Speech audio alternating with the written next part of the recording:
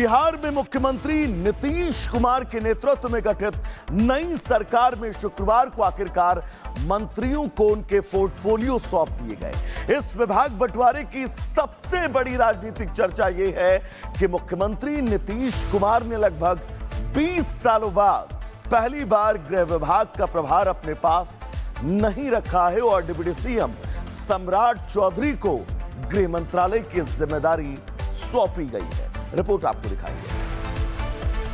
मैं बिहार राज्य के मुख्यमंत्री के रूप में मैं अपने कर्तव्यों का बिहार में 10वीं बार नीतीश कुमार ने मुख्यमंत्री पद की शपथ ली। एनडीए के लिए 2010 वाला फैसला तकरीबन रिपीट हो गया। 14 को नतीजा आया और हफ्ते भर के अंदर मंत्री कोटे का बंटवारा भी हो गया। लेकिन इस बार सीट बंटवारे को लेकर नतीजों तक में एक फर्क था। इस बार जेडीयू बिग ब्रदर नहीं बल्कि जुड़वा भाई की भूमिका में नजर आई। पहले बराबर सीटों पर चुनाव लड़ा, नतीजों में बीजेपी ने बाजी मार ली। गांधी मैदान में शपथ ग्रहण का आयोजन किया गया। स्टाइल जेडीयू नहीं बीजेपी वाला था। पीएम मोदी भी मेहमान बने। शपथ ग्रहण के अगले ही दिन बीजेपी ने अपने कोटे के मंत्रियों के बीच मंत्रालय का बंटवारा कर दिया। लिस्ट सामने आते ही एक विभाग पर सभी की निगाहें पड़ी। गृह विभाग के सामने इस बार बीजेपी के विधायक और डिप्टी सीएम सम्राट चौधरी का नाम था। दरअसल नीतीश कुमार साल 2005 में जब पहली बार मुख्यमंत्री बने तब से लेकर अब तक गृह विभाग उन्होंने अपने ही पास रखा। जंगल राज के खिलाफ बिहार की जनता ने सत्ता बदली। नीतीश कुमार मुख्यमंत्री बने, गृह मंत्रालय की कमान संभाली। चुनौती बड़ी थी लेकिन कठोर फैसले लिए गए और 5 साल के अंदर ही बिहार की सूरत बदल गई। इस बार के चुनाव में बीजेपी ने जंगल राज पर जमकर हमला बोला।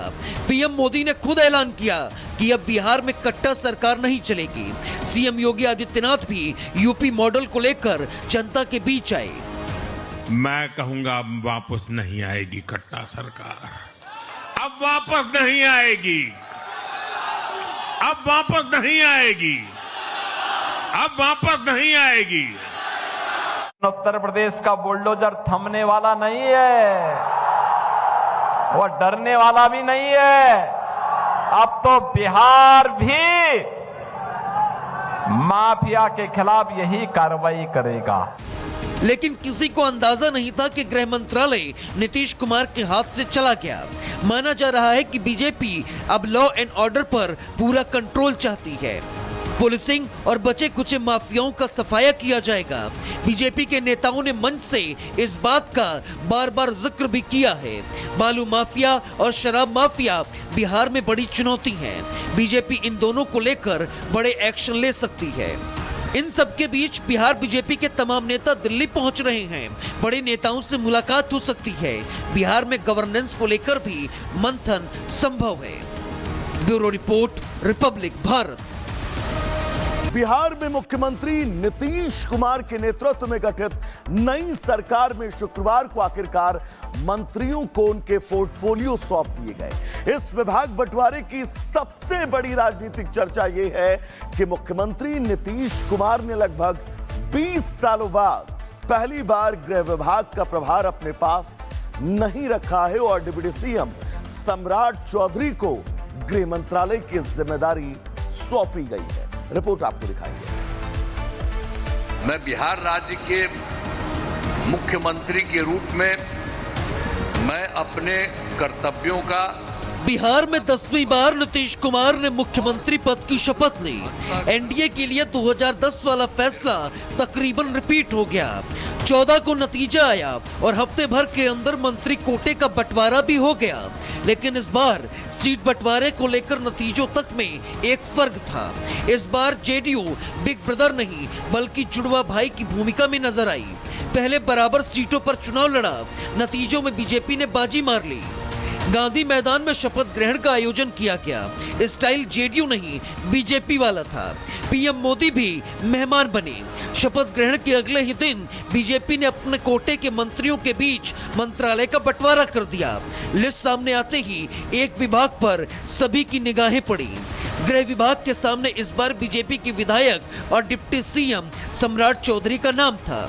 दरअसल नीतीश कुमार साल 2005 में जब पहली बार मुख्यमंत्री बने तब से लेकर अब तक गृह विभाग उन्होंने अपने ही पास रखा। जंगल राज के खिलाफ बिहार की जनता ने सत्ता बदली, नीतीश कुमार मुख्यमंत्री बने, गृह मंत्रालय की कमान संभाली। चुनौती बड़ी थी लेकिन कठोर फैसले लिए गए और 5 साल के अंदर ही बिहार की सूरत बदल गई। इस बार के चुनाव में बीजेपी ने जंगल राज पर जमकर हमला बोला। पीएम मोदी ने खुद ऐलान किया कि अब बिहार में कट्टा सरकार नहीं चलेगी। सीएम योगी आदित्यनाथ भी यूपी मॉडल को लेकर जनता के बीच आए। मैं कहूंगा अब वापस नहीं आएगी कट्टा सरकार, अब वापस नहीं आएगी, अब वापस नहीं आएगी, अब वापस नहीं आएगी।